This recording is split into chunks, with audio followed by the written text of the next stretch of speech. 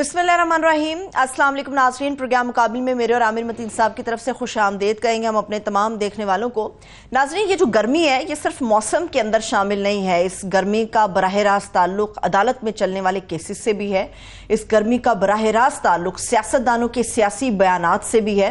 और आज के प्रोग्राम मुकाबिल में हर जगह की जो गर्मा गर्मी है, जो महाजराई है, उसके ऊपर हम तफसील से बात करेंगे। मगर तकरीबन एक ही हफ्ता बाकी रह गया, एक हफ्ते के बाद जो बजट है वो भी पेश किया जाएगा। बजट से एक और गर्मी का पारा चढ़ेगा आवाम का, क्योंकि बजट के अंदर जो चीजें आएंगी उसका भी मुफस्सल जायजा लेंगे आज के मुकाबिल में कि क्या क्या चीजें हैं जिनके ऊपर सब्सिडीज मिलने की तवक्को है और कौन कौन से शोबे हैं आवाम समेत जहां पर टैक्सेस की भरमार होगी। इन तमाम चीजों के ऊपर हम आज बात करने जा रहे हैं। ये तीनों बड़ी अहम चीजें हैं। आमिर साहब, चीजें आम एक और भी एक अहम चीज है, यकीनी तौर पर आपकी नजर से गुजरी होगी। गैर मुल्की साफ़ी हैं मेहदी हसन साहब, उन्होंने एक इंटरव्यू इमरान खान साहब से इस तरह से किया। गैर मुल्की नहीं है, बहुत रिनाउंड, इंटरनेशनली रिनाउंड जर्नलिस्ट। उन्होंने चंद सवालात खान साहब को भेजे और उन सवालों के जवाब दिए गए। आप बड़े आइडियल समझते हैं, आप बड़े मोतरफ रहते हैं, आपकी बड़ी फेवरेट हैं वो खातून हिना परवेज भट्ट साहिबा। मुझे तवक्को नहीं थी कि आप जिस खातून को बहुत ज़्यादा आइडियलाइज करते हैं उनकी सूझबूझ इतनी होगी कि उनके कंटेंट को वो पेड कह रहे हैं कि पैसे लो और इंटरव्यू दो। अब ये आइडलाइज वाली जरा आप मुबालगा कर रहे हैं। करते हैं। मैं अपने आप को फेमिनिस्ट करता हूँ। अच्छा, फेमिनिस्ट को फेमिनिज्म से ना मिक्स कीजिएगा। मैं समझता हूँ कि जो भी खवातीन, जिस तरह आप हैं, कोई भी जो फील्ड में आती हैं, ये सारी पाकिस्तान जैसे मुल्कों में कोई भी खवातीन अगर वो उनको बराबर की लेवल प्लेइंग फील्ड नहीं मिलती, किसी शोबे में भी करती हैं, तो उनको ज़रा थोड़ा सा आउट ऑफ द वे जाके वो करना चाहिए। और वो एक बड़ा अच्छा काम करती है। मेरा ज़रूर एक ज़माने में उनसे एक इख्तलाफ रहता था कि मरियम बीबी को उनके टैलेंट पे, उनकी कारकर्दगी के ऊपर ज़्यादा फोकस किया करें। उनकी ब्यूटी अल्लाह ने उनको हुस्न दिया है, बड़ी अच्छी बात है, उसको भी दिखाया जाना चाहिए, पर सारा फोकस उस पर नहीं होना चाहिए। जी, जी। और वो मैं नहीं कहता मेरी वजह से, मगर अब ये कोशिश थोड़ी सी नज़र आई है। मगर वैसे ही मैं अब उनके मतलब क्या कहूँ, ये मज़का खेज़ है कि जो उन्होंने एकदम से मेहदी हसन के वो जो छोटा सा पेड लिखा हुआ है उसको लेके उन्होंने वावेला कर दिया। वो हालांकि अपना जो तारुफ करवाती हैं कि वो लम्स की और हार्वर्ड से भी कुछ शायद गलबन पड़ी हुई हैं। जी, जी। तो ये एक बड़ी बुनियादी सी, बच्चे को भी पता है कि ये जो पेड लिखा होता है, इससे मुराद ये होती है कि उनके सब्सक्रिप्शन पेड है। जी, कि जी। किसी ने उनका कंटेंट देखना है तो उनको सब्सक्राइब करता है, जिसके लिए पे करना पड़ता है। तो ये उसका ये मतलब है। तो वो एक इंटरनेशनली थोड़ा सा बहरहाल एक मोतबर खातून है। तो ये पता नहीं कैसे किसने उनको ये मिसगाइड किया या किस मूड में उन्होंने ये कर दिया। तो एक मज़गा खेज़ बात थी। वो वैसे ही मैं ज़्यादा इसलिए नहीं तनकीद करना चाहता कि वो पावर सर्कल से आउट हैं। समाओ कोई जो सपोर्ट तो कर रही है ना, बड़ी उन्होंने मेहनत की, बड़ा उन्होंने मरियम बीबी के प्रोफाइल बढ़ाने में बड़ा उनकी कंट्रीब्यूशन है, मगर समाओ उनको वजीर नहीं बनाया गया। तो वो बेचारी शायद कुछ एक्स्ट्रा एफर्ट कर रही हैं। वजीर अगर कुछ करती तो और भी सख्त रिएक्शन आता। अब मैं इसको जरा ना इशू से जोड़ना चाहता हूँ। इशू ये है कि ये इमरान खान का इंटरव्यू छप जाने से या तस्वीर आने से या नाम आने से, ये जो एक एकदम सा इतना डर जाते हैं, मतलब ये है कि हुकूमत जो है, बहरहाल इनका मेन मुखालिफ जो है वो पीटीआई है और इमरान खान है। ये उसका नाम लेने से या उसका इंटरव्यू किसी जगह आने जाने से वो एक कंट्रोवर्सी ज़रूर है कि जी वो इंटरव्यू रिटर्न था, कैसे निकला, वो एक अलग बहस है। मगर पॉलिटिकल पार्टीज़ कहती हैं जनाब बिल्कुल आएँ, हम आपके मुकाबिल हैं, तो वो मेरिट के ऊपर लड़ती हैं। इनका इस तरीके से बहुत ज़्यादा करना, और सिर्फ ये हुकूमत के भी बात करते हैं, अदालत का आज सुप्रीम कोर्ट में भी यही बहस रही कि जो नैब की तरमीम के ऊपर जो केस था, वो पिछली दफ़ा भी ये इशू आया था कि जब इमरान खान का वहाँ पे स्क्रीन में दिखाया जाना, तो उस दिन वो नहीं दिखाया गया, जो लाइव स्ट्रीमिंग नहीं हुई, और फिर एक उनकी तस्वीर लीक हुई। ये बड़ी बहस रही और तफ्तीश होती रही कि वो लीक कैसे हुई। तो आज फिर जो है दोबारा जो है 1 मिनट की सिर्फ एक बहस हुई और उसके बाद जजों में तकसीम नजर आई। जजों में नहीं, एक अतर मिनल्ला साहब ने उन्होंने कहा जी ये दिखाया जाना चाहिए।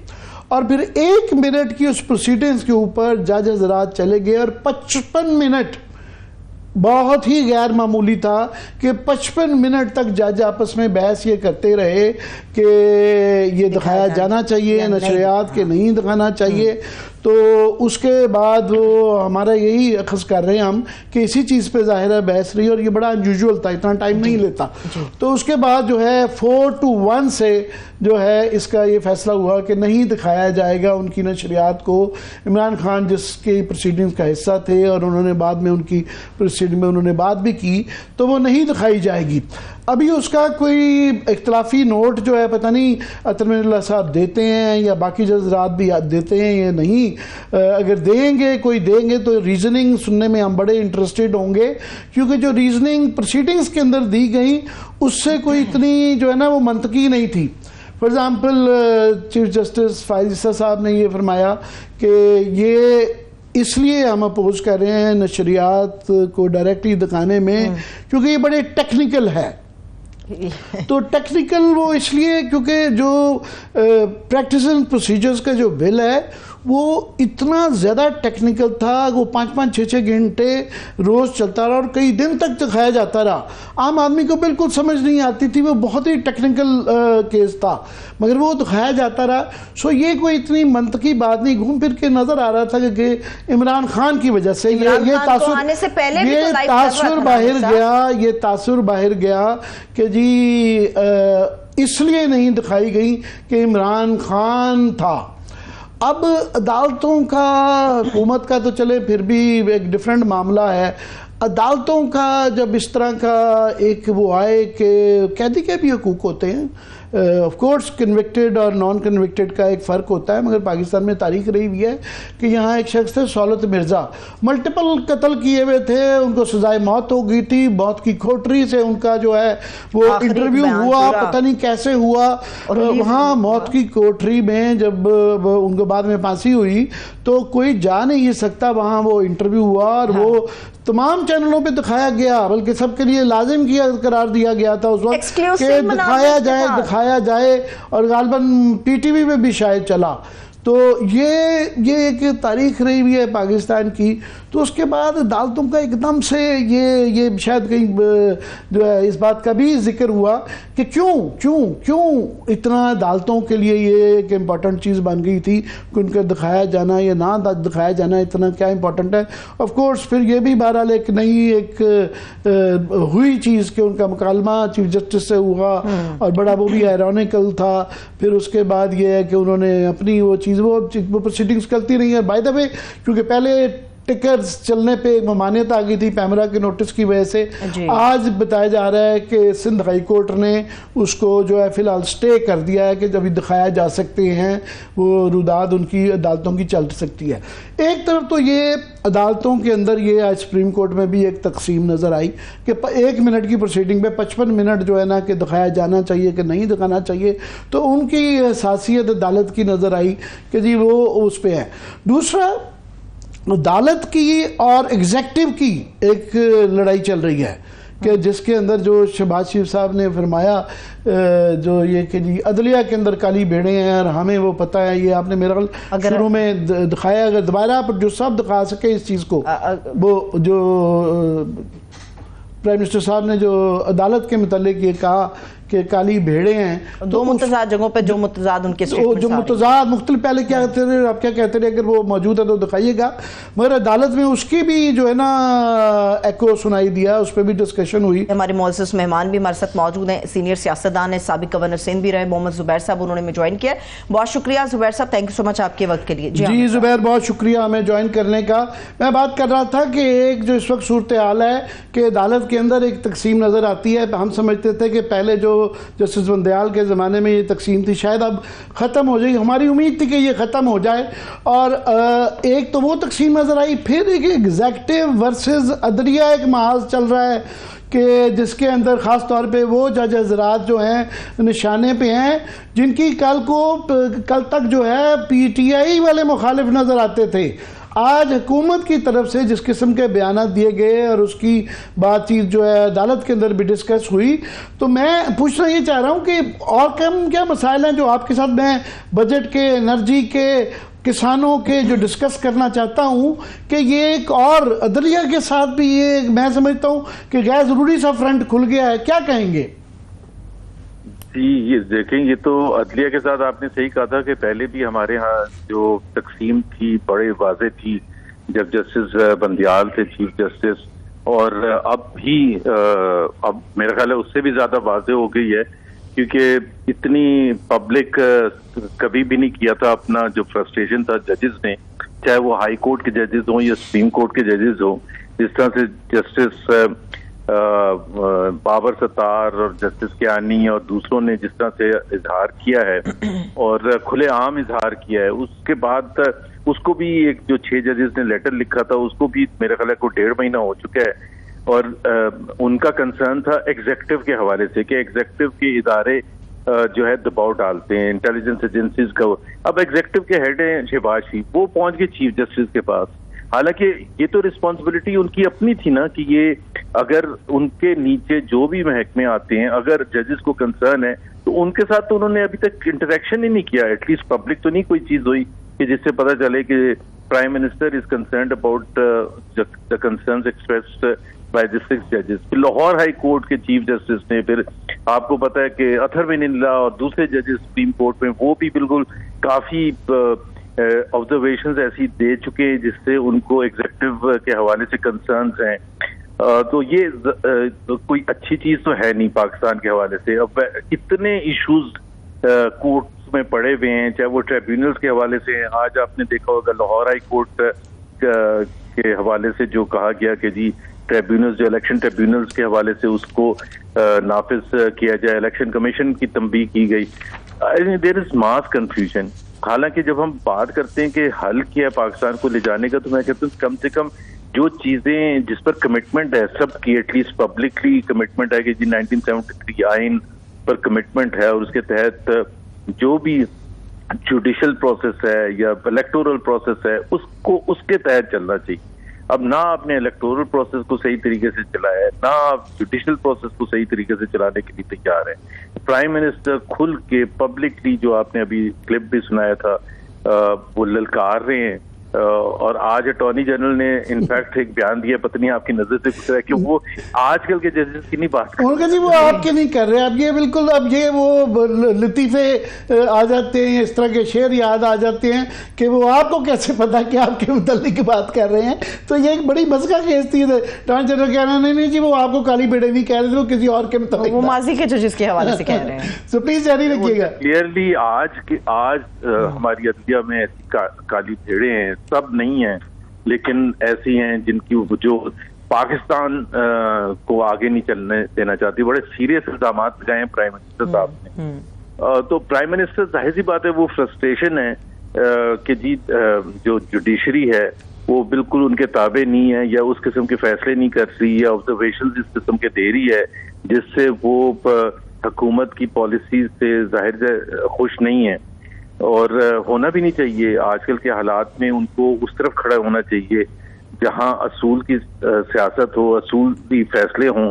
जाहिर है हमारी हुकूमतें तो उस किस्म के फैसलों को चाहती है, जैसे मौलवी तमीजुद्दीन के वक्त से लेके जुल्फिकार अली भुट्टो और तमाम फैसले हुए जिसमें अगर उस वक्त वो खड़े हो जाते, मैं कहता हूँ अगर मौलवी तमीजुद्दीन के वक्त जो जज थे अगर वो उस वक्त खड़े हो जाते तो आज मेरा ख्याल है पाकिस्तान की सूरत हाल बेहतर होती। ये अभी ज़ुबैर, इसका एक और पहलू ये है कि ये अभी बहस जो है ये कौमी नहीं रह गई, ये बैनुल अक़वामी हो गई है कि वो जो इशू आ गया कि रजिस्ट्रार सुप्रीम कोर्ट ने on behalf of the chief justice जो एक खत लिखा है, अब वो भी उसकी भी बाज़गश्त चल रही है कि एम्बेसडर साहबा ने बरतानिया की, उन्होंने बरतानिया का जो है वो जो वर्जन था इलेक्शन के हवाले से 8 फरवरी के, और वो बरतानिया का नहीं था, वो सारी जो मॉनिटरिंग यूनिट से इंटरनेशनल जो थे, वो अमेरिका का भी था, यूरोपियन यूनियन का भी था, कि जी तमाम दुनिया कह रही थी कि इसके अंदर शफाफियत नहीं थी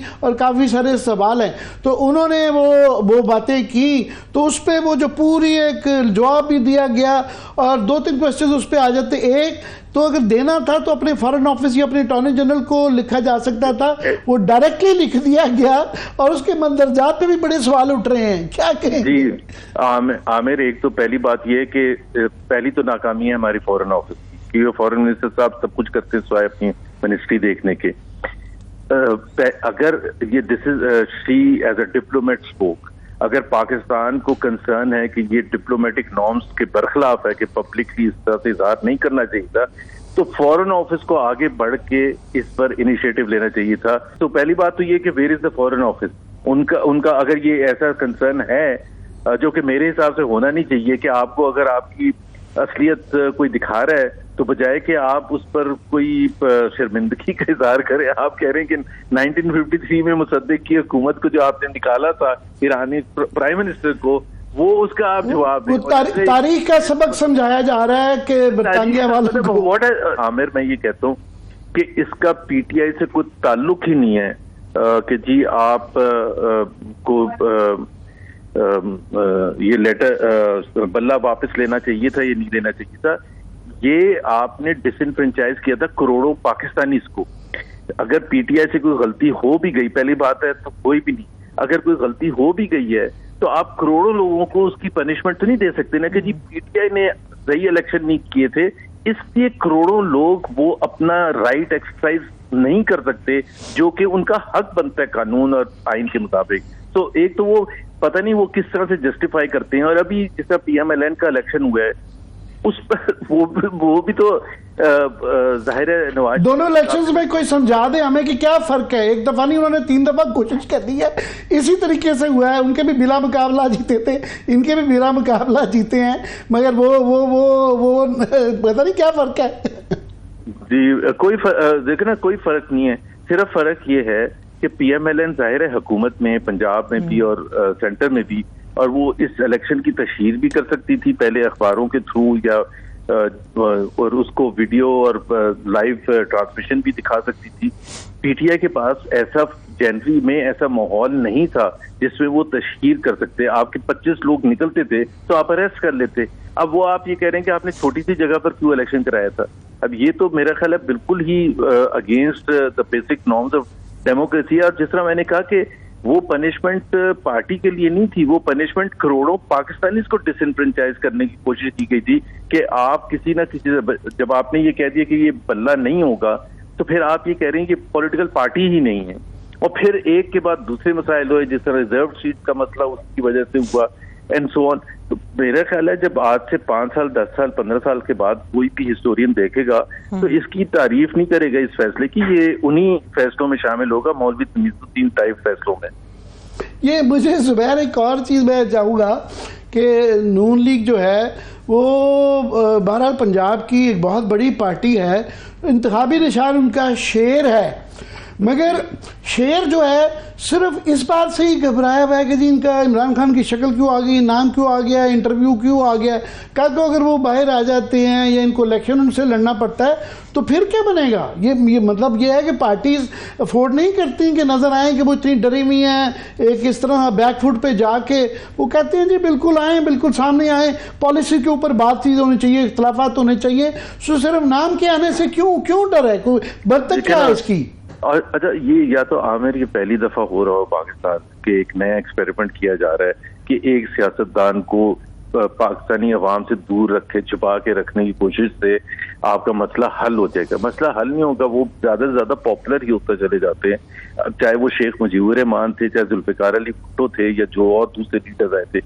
बात यह है कि सियासी लोगों को आप सियासी मैदान में हराने की कोशिश करते हैं, और अगर आप नहीं हरा सकते तो डेमोक्रेसी की जो एक बेसिक रिक्वायरमेंट है टू कंसीड डिफीट, कि भाई इस दफा हम हार गए, हम फिर आएंगे पाकिस्तान के अवाम के पास और लेट इमरान खान और पीटीआई गवर्न दिस टाइम, और हम आएंगे और एज एन ऑपोजिशन आएंगे, और अगर वो गवर्न नहीं कर सकेगा तो अवाम ऑटोमेटिकली आपकी तरफ आएंगे, जैसे पहले होता रहा है। कभी इस तरफ होते हैं, कभी इस तरफ होते हैं। अवाम के मसाइल अगर पीटीआई हल ना कर सकती, और मेरा तो ख्याल है कि जो इकोनॉमिक हालात इस वक्त पाकिस्तान में थे फरवरी 2024 में और आज भी हैं, मैं तो अगर होता तो मैं कहता था कि दे दें अभी पीटीआई को हुकूमत बनाने दें। जो आईएमएफ के चैलेंजेस हैं, प्राइवेटाइजेशन के चैलेंजेस हैं, महंगाई, बेरोजगारी, गुर्बत और दूसरे मसाइल जो पाकिस्तान के, कोई आसान काम तो नहीं है उसको चलाना। और मैं एक बड़ी सिंपल सी चीज कहता हूँ एज अ पाकिस्तानी, देखें इतने शदीद, इतने सीरियस मसाइल हैं, इस पर तो सब एग्री करते हैं, और ये भी एग्री करते हैं कि Pakistan has to come up with serious reforms, economic reforms, चाहे वो टैक्स सेक्टर में हो या एनर्जी सेक्टर में हो, या पाकिस्तान जो एंटिटीज हैं, जो पब्लिक सेक्टर एंटिटीज हैं, उसकी बदहाली है, उसको ठीक करने के लिए आपको मुश्किल तरीन फैसले करने हैं। और मुश्किल फैसले वो होते हैं जो अनपॉपुलर होते हैं, और वो हुकूमत ले सकती है जो पॉपुलर मैंडेट से आई होती है। एक स्टोलन मैंडेट के साथ हुकूमत में आए आप, और उस पे आप मुश्किल फैसले आप कर ही नहीं सकते। तो जाहिर सी बात है, क्योंकि आप पहले डर खौफ में बैठे रहेंगे कि ये अगर पहले ही हम पॉलिटिकली इतने वीक है, पहले ही हमने कहा कि हमारे जो पॉलिटिकल कैपिटल है वो हमारा खत्म हो गया, रियासत को बचाते बचाते सियासत को नजरअंदाज कर दिया हमने। तो जब आप खुद एडमिट करते हैं कि सियासत सफर की है, आपकी सियासत सफर की है, सियासत सफर का मतलब ये होता है कि in the eyes of the people आप वो सब नहीं कर सके जो आपको करना चाहिए था। अब आपको और मुश्किल फैसले करने, अब आप और डरेंगे मुश्किल फैसले करते हुए, फिर और ज्यादा वो होगा कि जी गलती होगी अगर PIA की प्राइवेटाइजेशन जो है उसमें अगर ट्रांसपेरेंसी नहीं हो। मैं ये आमिर यहाँ एक चीज बता भी दूं, PIA की प्राइवेटाइजेशन हो रही है, बोर्ड जो होता है उस इदारे का वो फंडामेंटल होता है, वो सबसे ज्यादा इंपॉर्टेंट होता है, उसकी अप्रूवल, खास तौर पर वैल्यूएशन, आजकल वैल्यूएशन के लास्ट, क्योंकि अभी फाइनल डेट आ रही है बिड्स के लिए, और वैल्यूएशन PIA के बोर्ड के साथ शेयर नहीं हुई अभी तक। तो PIA के बोर्ड के साथ शेयर नहीं है, फिर कोर्ट कचहरी में कोई पहुंच जाएगा कि जी आपने वैल्यूएशन ही नहीं शेयर की थी PIA के बोर्ड के साथ कि किस तरह से यू हैव डिटरमिन्ड, और फिर कोई कहेगा मैं, या आप कहेंगे कि 100 रुपए का बिकना चाहिए था, ये कहेंगे 50 रुपए का, तो फिर कैसे डिटरमिन किया आपने वैल्यूएशन, किसने अप्रूव किया, क्या PIA के बोर्ड ने इटसेल्फ अप्रूव किया कि नहीं? इस वक्त तक PIA के बोर्ड मेंबर्स को पता भी नहीं है। अब चेयरमैन साहब को पता हो तो वो मुझे नहीं पता, वो तो हुकूमत के साथ चले जाएंगे, बट बोर्ड मेंबर्स जो नॉर्मल हैं उनको नहीं पता। तो फिर आप डरेंगे अगर वो बैकफुट पर आएंगे जब अटैक होगा ऑपोजिशन की तरफ से, PTI की तरफ से कि जी इसमें कोई ट्रांसपेरेंसी के गैप से, सीरियस गैप से, और फिर आप सारा प्राइवेटाइजेशन प्रोसेस रुक जाएगा। पहली आपके पास इतनी एबिलिटी नहीं है मुश्किल फैसले करने के लिए। जुबैर, बिल्कुल वो आप और हमारे जैसे कई लोग कह रहे हैं कि जो खसारे के यूनिट हैं ये बिल्कुल इनकी से जान छुड़ा लेनी चाहिए, बट जब ट्रांसपेरेंसी नहीं होगी, सही तरीके से नहीं करेंगे तो सारा मामला ही कटाई में पड़ जाता है। ऑलरेडी आज पीपल्स पार्टी के जो फॉर एग्जांपल स्टील मिल के हवाले से बयान आया, उन्होंने कहा जी नहीं बिल्कुल भी हम किसी तौर पर भी नहीं इसको प्राइवेटाइज करना चाहेंगे। तो वो भी क्योंकि काफ़ी सारा वो कराची और उनके अपने लगाए हुए लोग हैं जिनकी वजह से ये मामला खराब भी इस नहज तक पहुंचे, तो ये प्रॉब्लम्स भी आएंगी। मैं जो आपसे पूछना चाह रहा हूं कि एक और मंतक समझना चाहता हूं कि ये जिस तरह अभी आपने कहा कि पिछली दफा अगर ये इमरान खान को रहने देते तो उस वक्त वो उनका ग्राफ नीचे जा रहा था।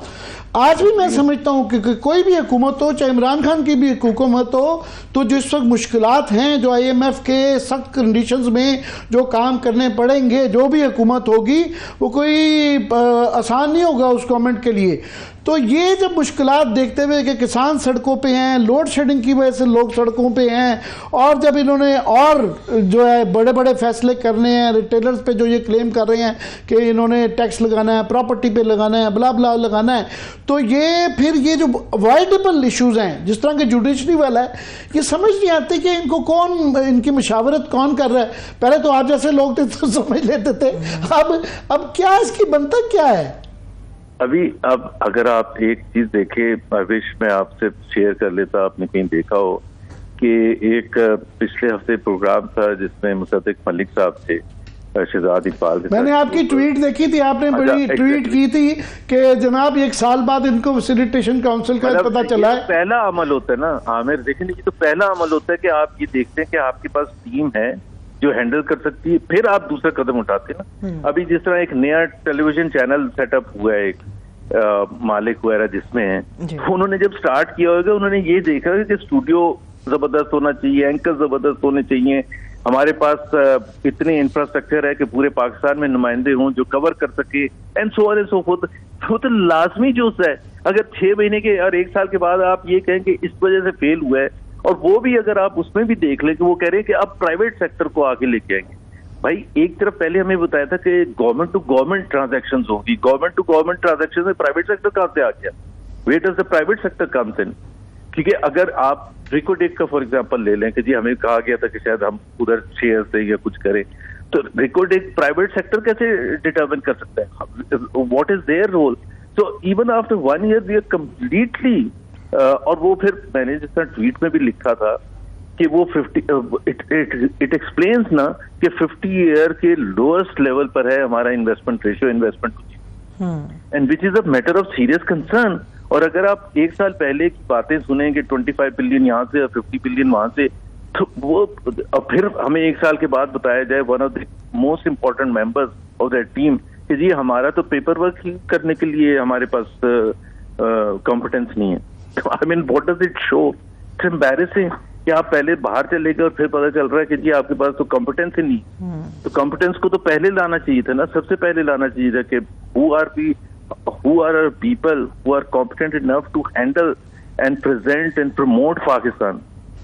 तो ये गैर संजीदगी नज़र आ जाती है ना। सऊदी अरेबिया का भी इतना ज़्यादा मुबालगा मेज़ किया गया कि ये इन्वेस्टमेंटें आ रही हैं। आज ही खबर चल रही थी कि अभी तक वो जो उन्होंने डिलेड डिफर्ड पेमेंट होती है ऑयल की, वो नहीं उनके साथ हो रही। वो $25 बिलियन की तो तफसीलात आई नहीं। फिर अब चाइना के मतलब उस तरह का एक हुफला क्रिएट किया जा रहा है, ब्ला ब्ला ब्ला। सेकेंड फेज में जा रहे हैं। वहाँ से जो वाइब्स आ रही हैं, जो उनकी आप देखें हुकूमत की जो है उसके अंदर वो इकोनॉमिक कॉरिडोर भी नहीं कह रहे हैं, वो अब सिर्फ कॉरिडोर कह रहे हैं।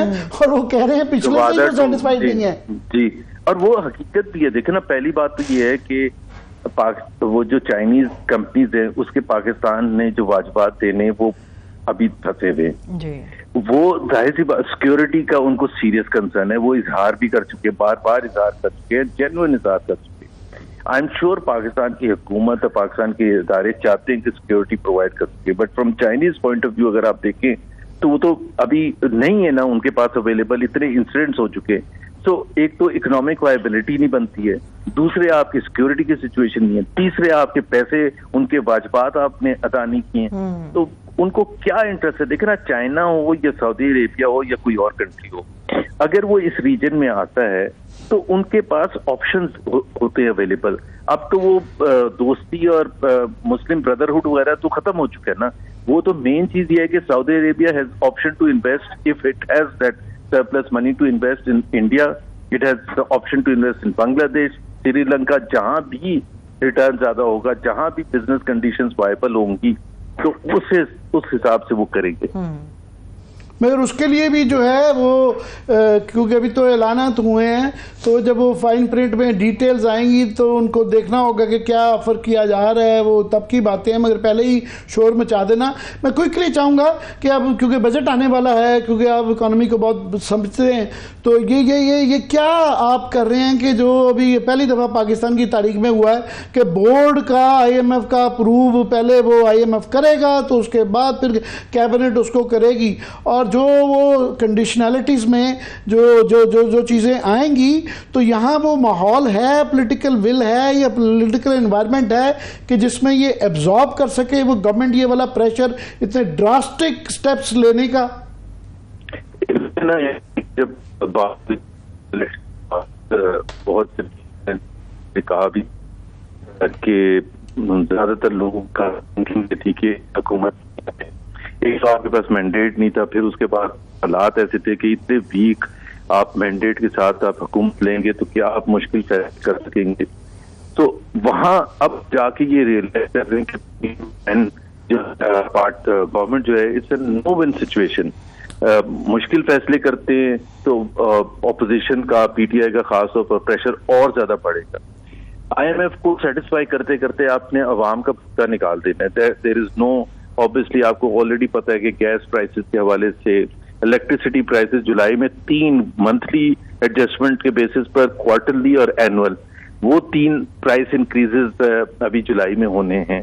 इसी तरह से और टैक्स के हवाले से जाहिर सी बात है, अब या तो इकोनॉमिक एक्टिविटी बढ़े, इकोनॉमिक एक्टिविटी बढ़ती है तो फिर टैक्स कलेक्शन जाहिर सी बात है फिर आसान हो जाता है। अगर इकोनॉमिक एक्टिविटी 2 या 2.5% तक रहेगा तो फिर इसका मतलब ये है कि आपने इकोनॉमिक एक्टिविटी की एक्सपेंशन से नहीं टैक्स कलेक्ट करना, जो इंक्रीज टैक्स IMF कह रहे हैं कलेक्ट करने के लिए, वो आपने जो हाँ है उसी पर और टैक्स लगाना है।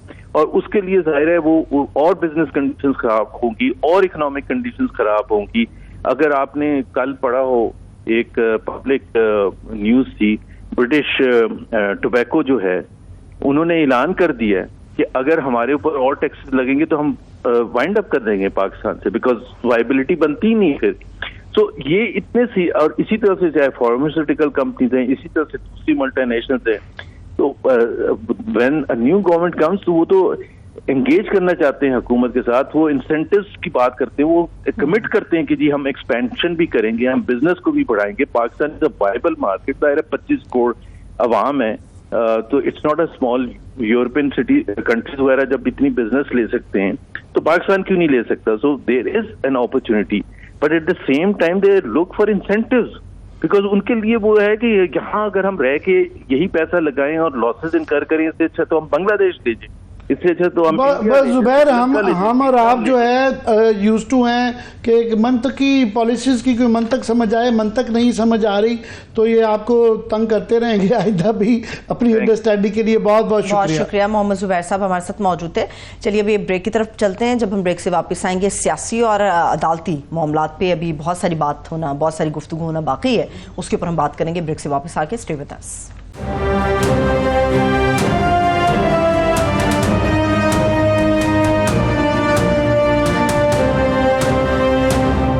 ब्रेक के बाद एक बार फिर से खुश आमदेद कहेंगे तमाम देखने वालों को। सियासत के ऊपर कुछ बात होगी, मगर जो अदालत का मामला है और अदालती केसेस हैं उनके ऊपर बात करने के लिए इस वक्त हमें ज्वाइन किया बैरिस्टर मोहम्मद अहमद पनसोता साहब ने। बहुत शुक्रिया पनसोता साहब, थैंक सो मच आपके वक्त के लिए। आमिर साहब, बहुत हैवी किस्म के केसेस हैं, जरा हैवी किस्म की गुफ्तगू कर लेते हैं पनसोता साहब। मैं बिल्कुल हैवी नहीं, मैं चाहता हूँ इनसे सिंप्लीफाई करवा के करूँ, क्योंकि आज क्योंकि चीफ जस्टिस साहब ने ये अदालत के अंदर फरमाया कि क्योंकि ये बड़ा टेक्निकल है केस, तो इसलिए बराह रास्त इसकी नशरियात नहीं की जा सकती। हाँ। तो मैं सिर्फ ये समझना चाहता कि तासुर ये गया, 2-3 तासुर आज गए हैं कि एक ये कि मुनक़सिम है अदालत के अंदर तनमीरुल्लाह साहब बिल्कुल उन्होंने डिफरेंट की। 1 मिनट की प्रोसीडिंग के ऊपर 55 मिनट की डिस्कशन हुई, और हमारे जो कलीग्स वहाँ पे रिपोर्टिंग के लिए गए थे वो कहते हैं जनाब 15-15 साल से इस तरह का सिक्योरिटी का डर नहीं देखा गया। 3-3 लेवल पे जिस तरह तलाशियां की गई थी, तो घूम फिर के तासुर ये गया कि ये जो सारा फैसला था वो इस चीज़ पे मरकूज था कि इमरान खान की तस्वीर नहीं आनी चाहिए। हुकूमत की तो समझ आती है, अदालत का ये इस तरह की हसासियत हमें ज़रा समझा सकें कि कानूनी नुक्ता था या ये कुछ और था? सर, पहली तो बात ये कि जब लाइव कोर्ट प्रोसीडिंग्स शुरू हुई हैं तो मैं पर्सनली समझता था कि लाइव कोर्ट प्रोसीडिंग्स कोई इतना अच्छा अमल नहीं होनी चाहिए, क्योंकि शायद हमारी अभी जुडिशरी और हमारी जो लीगल फ्रेटर्निटी है उस तरफ मैच्योर नहीं की गई या होनी चाहिए थी। लेकिन जब एक फैसला कर लिया गया ट्रांसपेरेंसी के कॉन्टेक्स्ट में, फ्रीडम ऑफ एक्सप्रेशन के कॉन्टेक्स्ट में, ये बहुत अच्छा फैसला था, फ्रीडम ऑफ इंफॉर्मेशन। अब उस फैसले को करने के बाद उस फैसले को आप सिलेक्टिवली अप्लाई नहीं कर सकते। हमारा बल्कि एक लीगल कॉन्सेप्ट है, मैं मुश्किल सा नाम है ले देता हूँ, इंटेलिजिबल डिफरेंशिया, कि जब आपने 2 एक जैसी चीजों में फर्क करना हो तो उसके लिए कोई बहुत वैलिड कोजिट रीजन हो तो आप फर्क कर सकते हैं, वरना दोनों इक्वली ट्रीट होंगे। अब सवाल ये है कि या तो ये वाली हेयरिंग पहले दिन से लाइव टेलीकास्ट ना हो रही होती तो समझ आती थी कि इसको कह देते, ये एक लाइव टेलीकास्ट होती आ रही है, बीच में आके किसी एक शख्स की वजह से या जो भी रीजन की वजह से आपने उसकी लाइव टेलीकास्ट बंद कर दी है या जो भी आपने इसके ऊपर व्यू लिया है कर दिए, तो मैं समझता हूं कि वो सरासर फ्रीडम ऑफ इंफॉर्मेशन के भी और एक जो आपका हर शहरी का हक है ये, क्योंकि ओपन कोर्ट प्रोसीडिंग्स है। आमतौर पर अगर लेट से कोई भी केस लगा हो, कोई भी शख्स अदालत में जा सकता है और अदालत एक ओपन प्रोसीडिंग्स होती है, उनमें किसी को रोका नहीं जा सकता, तो उस ओपननेस को भी रोका गया है। अब इसके रीजंस क्या हैं, ऑफ कोर्स मैं उसके ऊपर बोल इसलिए नहीं सकता क्योंकि वो रीजन जो है ना जी, वो रीजंस चीफ जस्टिस पाकिस्तान और उनके बेंच ने बैठकर डिसाइड किए हैं, तो ऑफ कोर्स मैं उस पर डिलिबरेट नहीं कर सकता। आपके सवाल एक अनाउंस कर रहे हैं, खबर एक अनाउंस कर दूं, उसका ताल्लुक पनसोता साहब से और आपसे यकीनी तौर पे होगा। शहबाज शरीफ साहब जो हमारे वज़ीर आज़म हैं, उनकी तरफ से जो जजेस के खिलाफ नामुनासिब अल्फाज इस्तेमाल किए गए थे उस पर तौहीन अदालत की दरख्वास्त दायर हुई है और कल वो समाअत के लिए मुकर्रर हुई है लाहौर हाई कोर्ट में।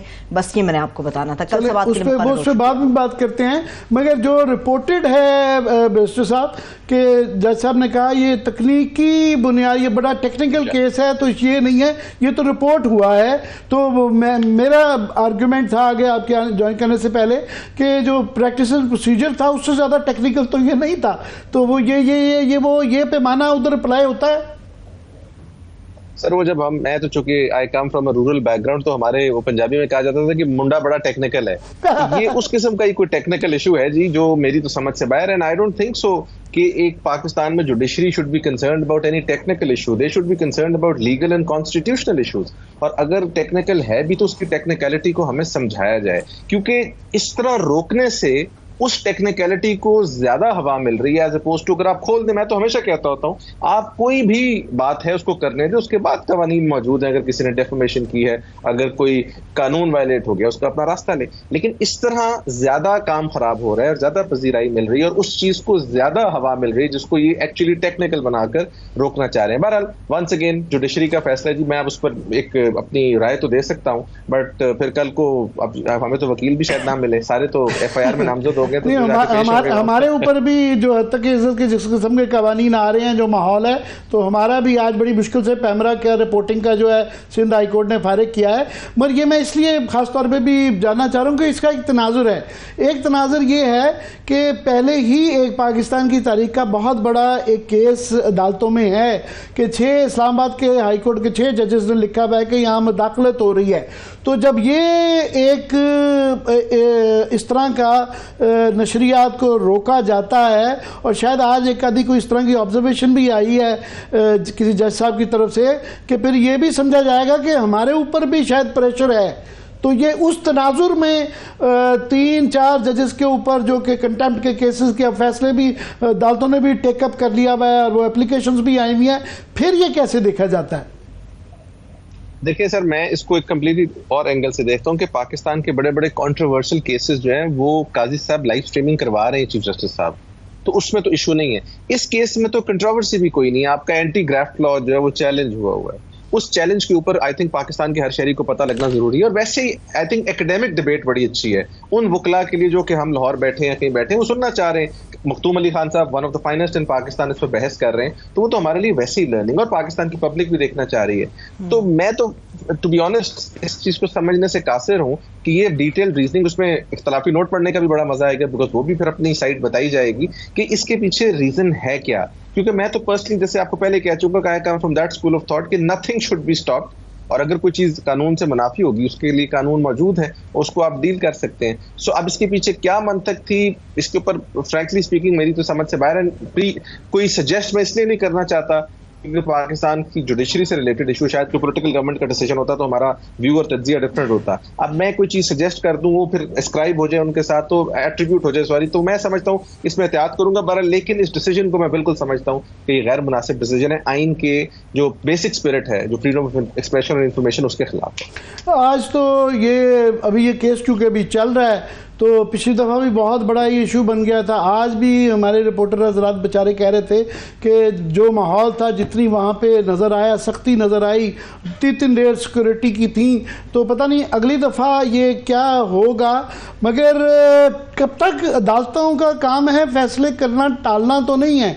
अभी लास्ट टाइम जो साइफर का केस था, ये उस दिन ये उम्मीद की जा रही थी कि फैसला आ जाएगा, वो एकदम से पता चला जी छुट्टी कर दी गई है। अब सुना है कि दोबारा एक तो पीर को वो आना है, तो आई डोंट नो कि पीर वाले दिन क्या क़यामत आएगी। प्लस ये जो अभी हमारी को एंकर ने खबर दी है कि ये कंटेम्प्ट की केसेस जो है शहबाज शरीफ साहब के हवाले से भी ये लाहौर हाई कोर्ट में इशू हो गई हैं, इस पे दोनों पे अगर इकट्ठा करके आप तबसरा कर सकें। सर पहली तो बात यह है कि जो केसेस वाले दिन अब छुट्टी हुई है, वंस अगेन उस छुट्टी की भी जो मंतक है वो समझ से बाहर है। बहरहाल अब हो गई वो, हमने पाकिस्तान, हमें I think it took us 26-27 years to realise कि we are a nuclear super power. तो अच्छी बात है, देर आए दुरुस्त है, इनको समझ आ गई। लेकिन उस छुट्टी की वजह से जो एक तासुर गया पब्लिक में, हर आदमी ने अपनी अपनी क्यासराई की और उस पर बात की। मैं समझता हूँ कि जो इस वक्त डिसीजंस आपके सारे के सारे रिजर्व हैं, they should be announced at the earliest, और जो भी डिसीजन है either way they should be announced, उसमें किसी किस्म की ताखीर नहीं होनी चाहिए। एटलीस्ट बज़ाहिर जो नजर आता है, जो एटलीस्ट हम तबसरा सुनते हैं, जो लोग वकला पेश हुए, उनसे नजर आते हैं कि दे आर ऑल केसेस जो कि शायद 5 से 10 मिनट भी स्टैंड ना करें। तो इसलिए decision all the more important for the person who is behind bars, ताकि वो अगर तो उसके खिलाफ है तो उसको चैलेंज करे, और अगर नहीं है तो उसको ही should be provided that relief. So मैं पर्सनली समझता हूँ कि इस इशू के ऊपर तो मैं इसके अंदर किसी किस्म का डिले करना जो है वो मुनासिब नहीं। अब जहाँ तक कंटेम्प्ट की आपने बात की है, जिनकी हुई है अगर उन्होंने आज रियलाइज नहीं किया तो कल हाईकोर्ट क्या करेगी? और हाईकोर्ट में तो एंटरटेन करनी ही नहीं चाहिए कंटेम्प्ट। अगर जिन साहिबान के बारे में पाकिस्तान की सबसे जो टॉप जुडिशरी है उसके 5 जजेस आज बैठे हुए थे, आई थिंक मैं कंटेम्प्ट के लॉ का कोई इतना हामी तो नहीं हूं, मैं हमेशा समझता हूं कि इट शुड बी स्पेयरिंगली एक्सरसाइज। लेकिन जब इस किस्म की बातें शुरू हो जाएं, और उसके साथ साथ दूसरा प्रॉब्लम यह है कि जब आप कंटेम्प्ट का लॉ भी selectively with different yardstick apply करें ऑन 2 डिफरेंट पॉलिटिकल पार्टीज, तो फिर ऑटोमेटिकली मैं समझता हूँ बात कंटेम्प्ट से आगे चली जाती है। या तो इस चीज को सीरियसली लिया जाए, या फिर अक्रॉस द बोर्ड परमिशन दे दी जाए कि जी आप जुडिशरी को आपसे जो मर्जी कहें, आपकी मर्जी है, आपका जो दिल करता है, लेकिन अगर आपने उसको एक लीगली सस्टेनेबल क्राइटेरिया बनाना है तो then it should be equally applied and not selectively applied. So let's say high court तो मेरा नहीं ख्याल सुबह इसमें शायद कोई नोटिस वोटिस कर दे या ना करे, असूली तौर पर मैं इसलिए आपसे बैरिस्टर साहब पूछ रहा था कि पाकिस्तान में इस तरह के फैसलों के बड़े मुतजाद किस्म के मैसेज अदालतों से आते हैं। पहले एक ज़माने में महसूस हुआ कि बहुत ज़्यादा इसको जो नाअहलियाँ हुई कई लोगों की, कि वो बहुत ज़्यादा ओवर रिएक्ट किया अदालतों ने। फिर जो जस्टिस बंदयाल के दौर में नज़र आया कि उनके खिलाफ और उनके तमाम वो जो 3 का ग्रुप बनाया गया और क्या क्या कुछ नहीं कहा गया। तो ये अब जो ये एक थर्ड है कि कुछ लोग हैं कि ऑफ कोर्स ये कहते हैं कि लीनियंट होना चाहिए, कुछ नहीं, पर यहाँ पे जो 3 जजेस हजरात हैं उनसे ये जो उम्मीद की जा रही है कि उनके मतलब जो मुझ कहा जाएगा इससे शायद ये दब जाएंगे, तो ये भी कोई तासुर अच्छा नहीं है। मतलब तीनों जो है मैं नाम ले देता हूँ, जस्टिस अतर मिनुल्ला और जस्टिस बाबर सत्तार और जस्टिस जहांगीरी, जस्टिस कियानी, ये कोई नोन नहीं थे। इनके मतलब जो है पीटीआई को पहले इतराजात होते थे, तो अब गवर्नमेंट को है, तो ये नहीं समझ आती। सर ये चीज प्रूव करती है कि चूंकि इनसे अक्रॉस द बोर्ड लोगों को एतराजात हैं, तो इसका मतलब है कि ये कोई ना कोई काम ठीक कर रहे हैं। जस्टिस अतर मिनुल्ला साहब भी, बाबर सत्तार साहब भी, कियानी साहब, इन सब के आगे मौका मिला है पेश होने का, और फ्रैंकली स्पीकिंग हमने तो वकालत में इनको देखा है, बड़े सॉलिड बैकग्राउंड के लोग हैं। और मैं ये समझता हूँ कि एक होता है कि इंसान दीदा दिनिस्ता तौर पर कोई काम करे और वो समझे कि गलत है और उसको पता और वो करे, एक होता है कि इंसान जानते हुए ये काम करे कि मैं ये समझता हूँ ये ठीक है, आगे अगर वो काम लेट्स से कोई गलत सही है, that's a separate story. This is very important if somebody thinks कि वो सही कर रहा है। तो ये उन स्कूल ऑफ थॉट के लोग, और मेरा नहीं ख्याल इन लोगों को कोई फर्क पड़ेगा किसी तनकीद से या किसी किस्म की कोई प्रेशर टैक्टिक से। जहां तक आपने बंदयाल साहब की बात की, बंदयाल साहब एज अ पर्सनैलिटी बड़े मैग्नानिमस आदमी है, मैं तो उनकी इसलिए बड़ी इज्जत करता हूँ कि उन्होंने बिल्कुल रिस्पॉन्ड नहीं किया क्रिटिक को। उन्होंने कहा ठीक है जो बात करता है करे, मैंने कंटेम्प्ट को एक्सरसाइज नहीं करना। एक वो स्कूल ऑफ थॉट है। फिर कुछ ऐसे स्कूल ऑफ थॉट्स भी होते हैं जो छोटी छोटी चीजों पर रिएक्ट करना शुरू कर देते हैं। मैं पर्सनली समझता हूँ कि जज should be above all of these things. उसका काम है पेन से फैसला लिखना, लोग फैसला पढ़ लेंगे। टीवी के ऊपर जब लाइव टेलीकास्ट हो रही हो, अगर आप कम से कम बात करें, एक जज से इकबाल हबूब रहमान साहब, हम उनके आगे आर्ग्यू करते थे, हम आर्ग्यू करते करते थक जाते, तो फिर एंड में वो कहते थे कि बस that's it and he would reserve his judgement. So वही मैं एक्सपेक्ट करता हूँ हमारी जुडिशरी से, आप कमेंट्स मत दें, बात मत करें, जो दिल करते हैं कानून के मुताबिक लिख दें। कल को आपकी तनकीद भी कम हो जाएगी, हर चीज कम हो जाएगी। अगर आप रिएक्शनरी मोड में आ जाएंगे, दिस इज फॉर एनी जज, मैं कोई किसी स्पेसिफिक जज की बात नहीं कर रहा, रिएक्शनरी मोड में तो फिर देखिए बहुत नुकसान है। वो तो फिर एक पाकिस्तान का भी नुकसान, उस इदारे का। बात बिल्कुल आप दुरुस्त कह रहे हैं कि जजेस अपने फैसलों से पहचाने जाते हैं। वक्त मेरे पास बिल्कुल खत्म हो गया। बहुत शुक्रिया बैरिस्टर मोहम्मद अहमद पंसोता साहब हमारे साथ मौजूद थे। एनी लाइन साहब जो कुछ आप ऐड करना चाहें, फिर हम एक लाइन जरूर कर दूं कि थोड़ी सी आयरनी ज़रूर है कि जस्टिस फाइज ईसा साहब ने आगे अपने जब उनका रेफरेंस था तो उन्होंने दरख्वास्त की थी कि दिखाया जाए, तो उस वक्त की हुकूमत ने उनको इनकार कर दिया था। आज जो है सूबे की हुकूमत ने ये कहा कि इसकी नशरियात वो कहीं, तो जस्टिस फाइज ईसा साहब ने इनकार कर दिया। सो ये भी एक आयरनी है। बिल्कुल, बहुत शुक्रिया, थैंक्स सो मच। वक्त खत्म हो चुका है, अपना ख्याल रखिए, मुझे इजाज़त दीजिए, खुदा हाफिज़।